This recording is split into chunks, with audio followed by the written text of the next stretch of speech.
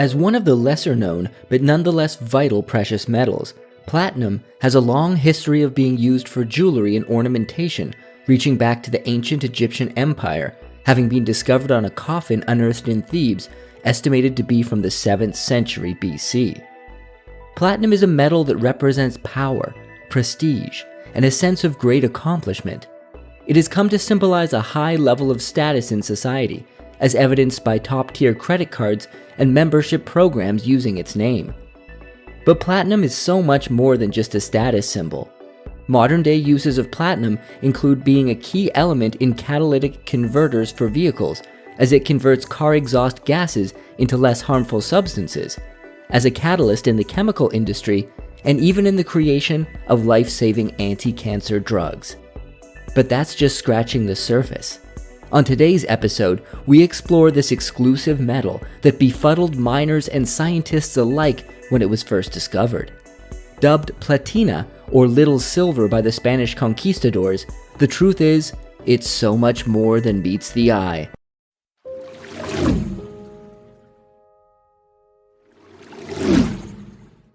Platinum is a gray-white precious metal, and one of a group of 6 elements known as the platinum group metals. The other metals in the group are iridium, osmium, palladium, rhodium, and ruthenium. Platinum is the most common of the group and sees the most use. Platinum's atomic number is 78. It has an atomic mass of 195 units, a melting point of 1,768 degrees Celsius, and is resistant to corrosion, stable at high temperatures, and has stable electrical properties. The name platinum comes from the Spanish word platina, basically translating to little silver. This somewhat derogatory word was coined by Spanish conquistadors in the 16th century, as they had no idea of platinum's uses or true value, and considered it an annoyance that interfered with their attempts to mine gold. In those times, it was widely believed that platina was young gold, and that given time it would turn yellow as it matured, but until then, better to toss it aside and get back to mining for the real thing. Platinum is rarely found on its own. It is often deposited alongside gold, copper, iron, nickel, and of course, the other platinum group metals. When discovered, platinum can be quite inconspicuous at first glance, with nuggets having a dull gray or black hue.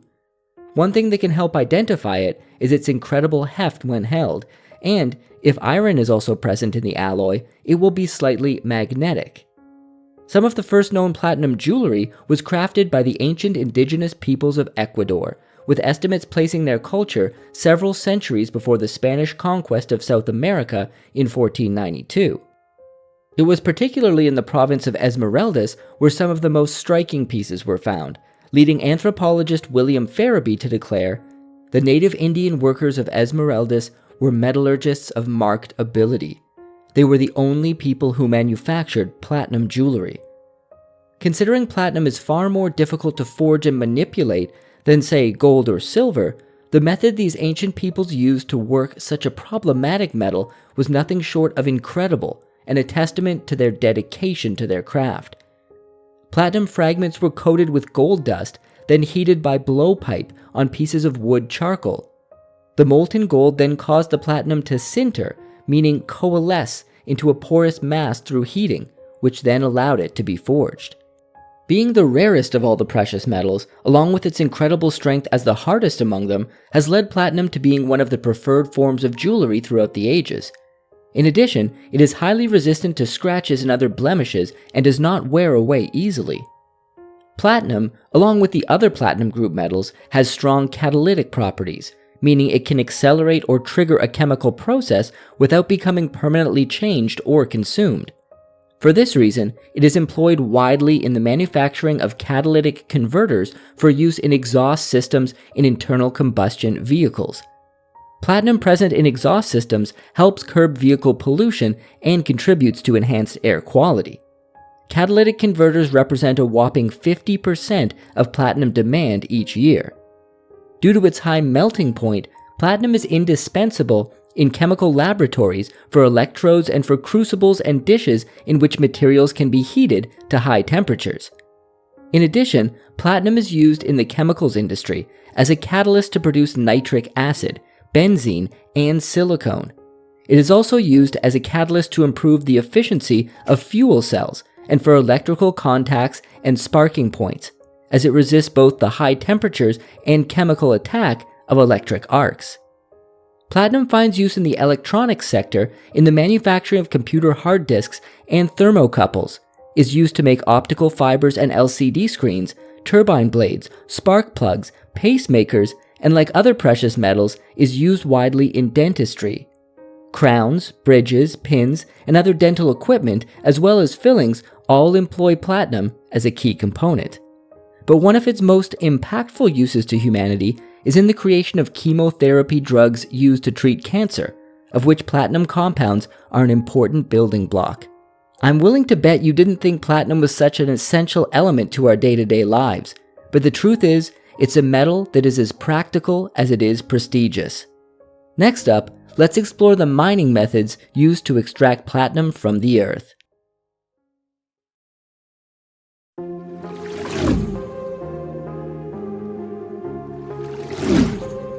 Being one of the rarest metals on Earth, platinum is almost never found on its own, but is generally found alongside platinum group metals, nickel, iron, gold, and other metals. Although pure platinum deposits have been discovered, they are the exception rather than the rule. One of the earliest platinum mining methods is placer mining. Like gold, platinum particles can accumulate in alluvial sands in rivers and streams. Placer deposits are concentrated sand and gravel beds in streams and rivers created when old rock is eroded from its source and further ground into pieces as it is washed away by the water. Most of the world's placer platinum is found in Russia, and back in the 19th century, alluvial deposits located in the Ural Mountains were heavily mined by both small-scale family operations and more official mining operations. Placer mining for platinum was also common in South America, especially in the Rio de la Plata, or the River of Silver, located between Argentina and Uruguay. Placer mining involves using dredges to scoop platinum-bearing sand or gravel from riverbeds and washing it until platinum grains or nuggets are captured and separated from the surrounding material. In today's world, the vast majority of platinum deposits are located underground, and this is mined very similarly to gold, silver, and other underground metal deposits, namely with strategically placed explosives. Miners drill holes into the mine walls and pack explosives into them before detonating the rock, blasting it into small pieces and hauling it up to the surface to be loaded onto trucks, which then take it to a facility to be processed. Most platinum mining in the modern era is done in South Africa, which accounts for a whopping 80% of world platinum production. The story of the man who first identified platinum and began to make it known to the greater world is no less fantastic than the element itself, involving an adventure across continents, a capture and daring escape on the high seas, and a scientific discovery that would begin platinum's journey to becoming the dynamic metal we know it as today.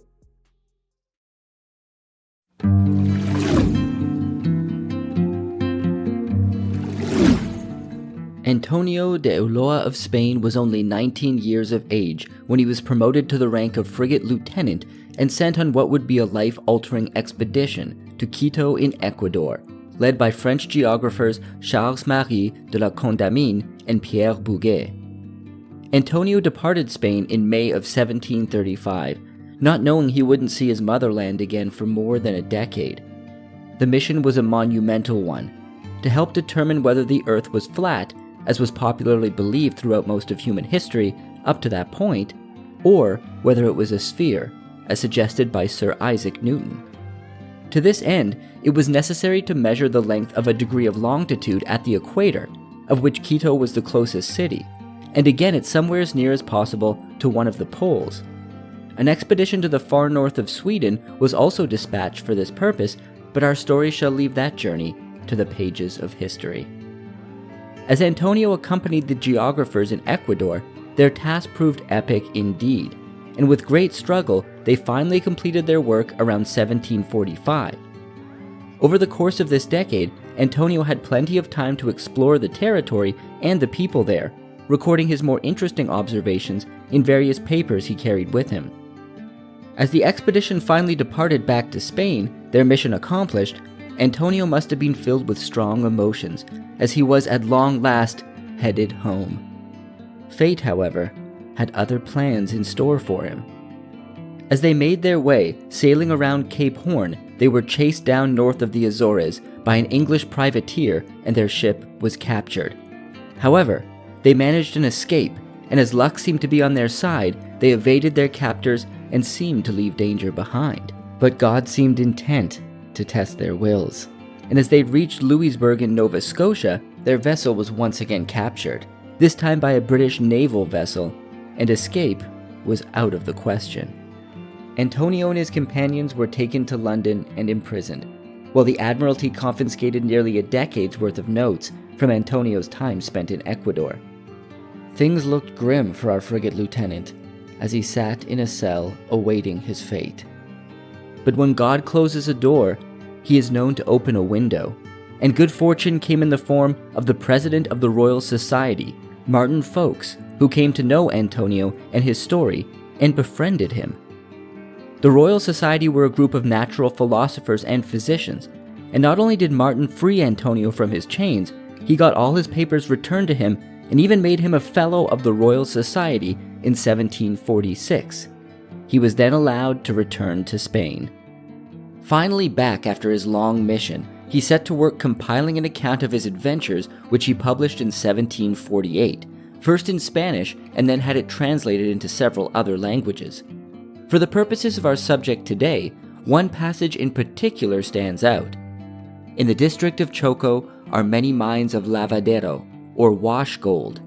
Several of the mines have been abandoned on account of the platina, a substance of such resistance that when struck on an anvil of steel, it is not easy to be separated, nor is it calcinable, so that the metal enclosed within this obdurate body could only be extracted with infinite labor and charge. Shortly after releasing his book, Antonio was tasked with a new mission by the King of Spain himself, King Ferdinand VI, to travel throughout Europe and study scientific developments across the continent. His travels brought him to Sweden in the autumn of 1751, and he was welcomed with open arms by Swedish scientists. Shortly after his arrival, he was duly elected to the Royal Swedish Academy of Sciences in October of the same year. During his time there, he met with mathematician and chemist H.T. Scheffer. Scheffer was a former mine and metalworks manager as well as an assayer at the Mint, and so had quite a vested interest in metals. There is no official record of what exactly was said in that meeting, but shortly thereafter, in November of 1751, Scheffer produced a paper titled The White Gold, or Seventh Metal, called in Spain Platina del Pinto, Little Silver of Pinto, its nature described, and submitted it to the Academy. Scheffer was already familiar with platinum before encountering Antonio, as he himself had received samples of it just a year earlier in 1750 from the West Indies, but his time with Antonio undoubtedly influenced his writing.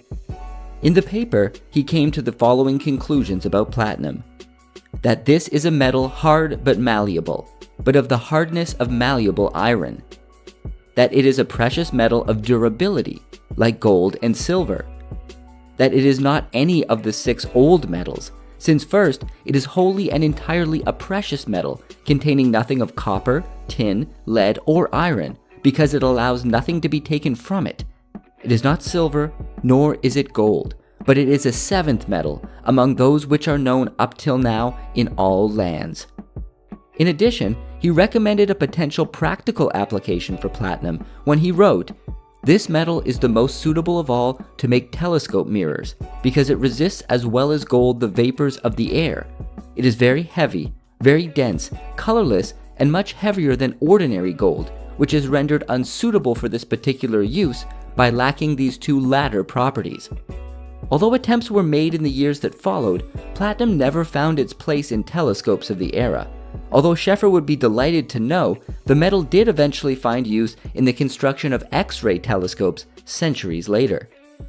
Nonetheless, his paper sparked the imaginations of scientists across the world, and a flurry of research into platinum began, leading it to be established as the multifaceted metal that we know in the modern era.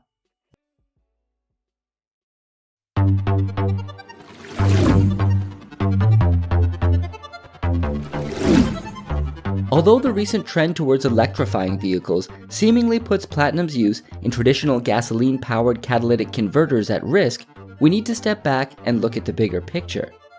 In the coming years, auto catalyst demand for platinum is actually likely to rise, as recent legislation to curb pollution from gasoline and diesel engines is boosting the demand for cleaner emissions, which is platinum's forte. Either way, platinum will have a role to play in a carbon-neutral future, as it is needed for hydrogen-powered fuel cell electric vehicles.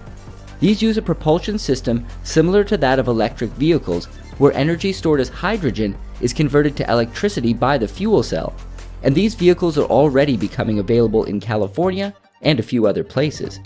Platinum is also playing a role in the greater energy economy, as platinum-based fuel cells are a cost-effective, clean, and reliable off-grid power source that is currently seeing use in some remote areas, such as rural South Africa. These fuel cells can help provide greater energy access to communities who might not normally be able to get a steady source of electricity. This includes electricity for schools, improving the quality of education, and provides the ability to pump water for irrigation, facilitating agriculture. Its other myriad of uses also aren't going away, and for this reason, platinum will remain an essential metal to our modern civilization for as long as we can extract it from the earth.